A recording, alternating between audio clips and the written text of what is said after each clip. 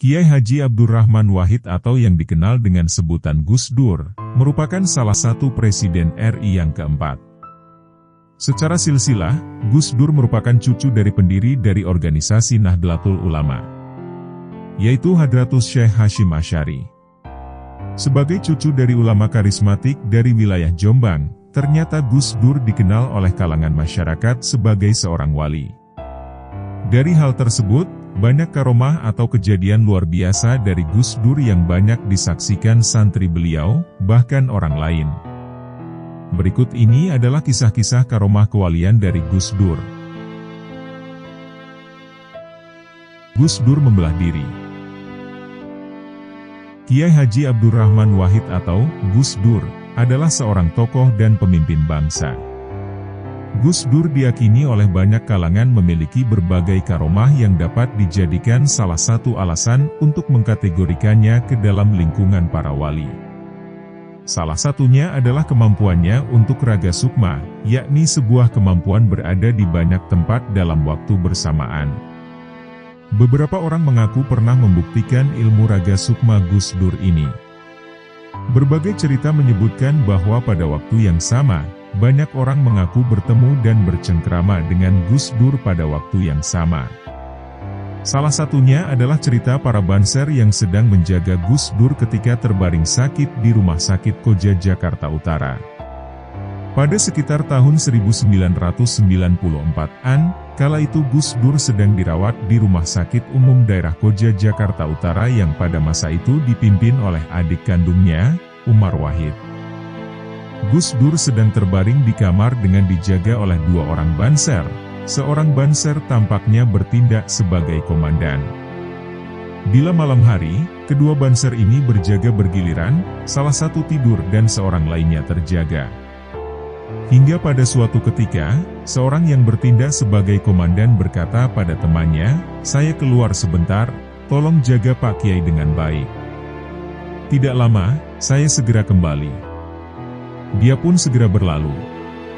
"Siap," jawab sang banser dengan bersemangat. Sepeninggal temannya, dia pun segera masuk ke kamar perawatan dan duduk di sebelah Gus Dur yang sedang terbaring di atas tempat tidur.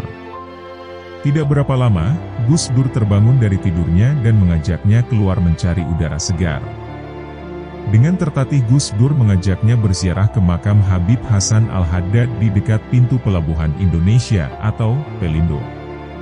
Letak makam tersebut hanya berjarak sekitar 400 meter di seberang jalan raya pelabuhan di depan Rumah Sakit Koja. Sang banser pun dengan setia mengikuti Gus Dur yang berjalan tertatih-tatih. Seusai berziarah dan memanjatkan doa, sang banser pun mengiringkan Gus Dur untuk kembali ke kamarnya. Setelah Gus Dur kembali beristirahat dan tidur, dia pun keluar ruangan. Namun alangkah kagetnya ketika dia keluar ruangan. Dia mendapati temannya yang tadi keluar sedang menunggunya dengan muka masam, laksana komandan yang menunggu laporan kekalahan dari bawahannya.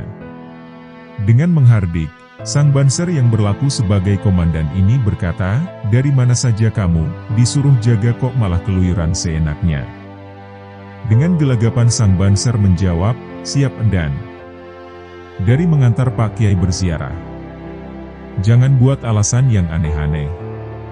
Saya hanya pergi sebentar, lalu kembali. Dari tadi saya lihat Pak Kiai tidur di dalam. Sementara kamu tidak ada."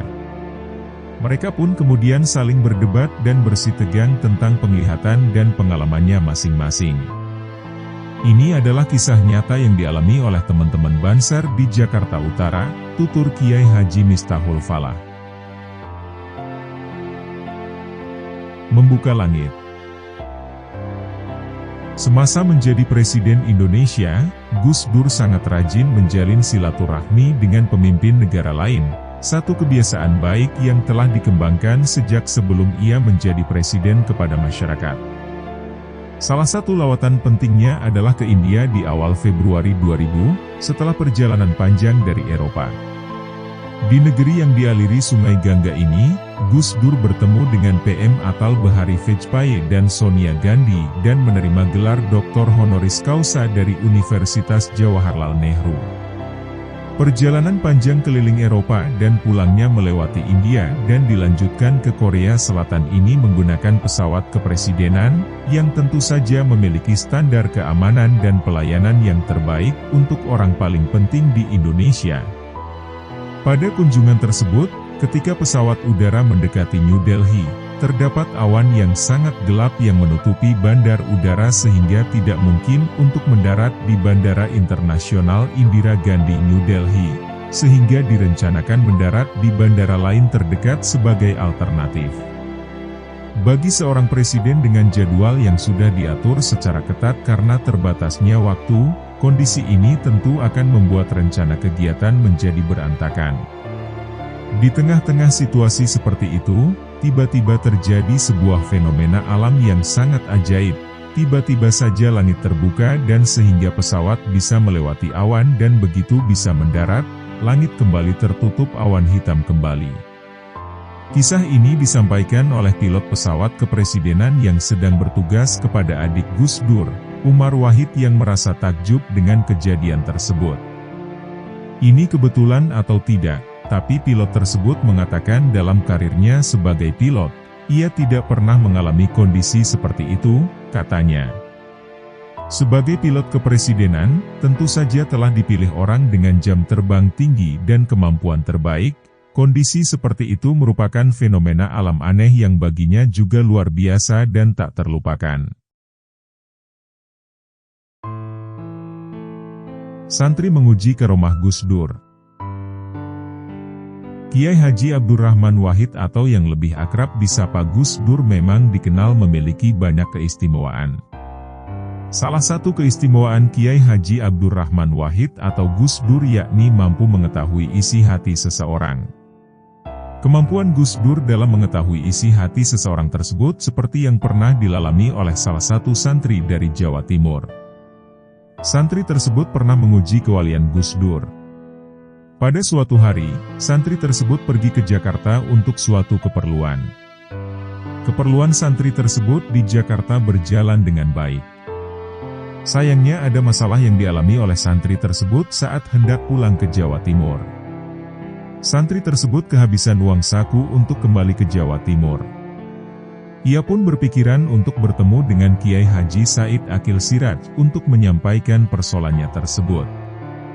Akan tetapi, ketika sampai di kediaman Kiai Haji Said Akil Siraj, ternyata beliau sedang pergi keluar kota. Wah, gawat ini kalau tidak bisa pulang lagi ke Jawa Timur, pikir santri tersebut dalam hatinya. Santri tersebut kemudian berhenti sejenak sembari mencari solusi lain bagaimana agar bisa pulang ke pesantrennya. Tiba-tiba ia terbesit untuk berkunjung ke rumah Gus Dur yang tidak jauh dari rumah Kiai Haji Said Akil Siraj. Kata orang-orang kan Gus Dur wali Allah, coba benar apa tidak kalau Gus Dur itu seorang wali, mumpung sedang dekat dengan rumah Gus Dur, kata santri tersebut. Santri tersebut segera memutar langkahnya menuju rumah Gus Dur yang jaraknya tidak sampai 1 jam dari rumah Kiai Haji Said Akil Siraj. Beruntunglah santri tersebut, saat itu Gus Dur sedang ada di rumah. Kemudian santri tersebut segera antre untuk bertemu dengan Gus Dur karena pada hari itu sedang banyak tamu yang ingin bertemu. Ketika sudah tiba gilirannya, santri tersebut bergegas masuk dan langsung mencium tangan Gus Dur sebagaimana etika seorang santri terhadap kiainya. Santri tersebut menyampaikan bahwa dirinya merupakan santri dari salah satu pesantren di Jawa Timur yang hanya ingin bersilaturahmi sebelum pulang ke Jawa Timur. Akan tetapi, santri tersebut tidak menyebutkan bahwa dirinya kehabisan uang saku untuk kembali ke Jawa Timur.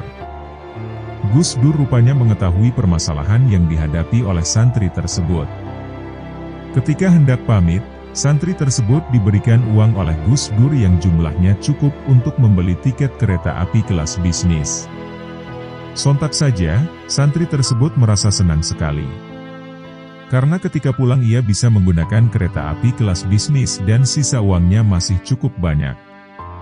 Saat itu, tamu Gus Dur sedang banyak dan tak ada yang diberi uang. Hanya santri tersebut yang diberi uang oleh Gus Dur. Setelah membuktikan sendiri, barulah santri tersebut percaya kalau Gus Dur itu adalah seorang wali Allah. Gus Dur membeli durian. Salah satu kisah karomah kewalian Gus Dur ini yaitu ketika Gus Dur membeli durian. Kisah ini terjadi ketika Gus Dur masih menjabat sebagai Presiden RI keempat, dan saat itu beliau sedang melakukan kunjungan di daerah Malang, Jawa Timur. Di tengah perjalanan yang dilakukan ini, tiba-tiba Gus Dur meminta supirnya untuk berhenti membeli durian.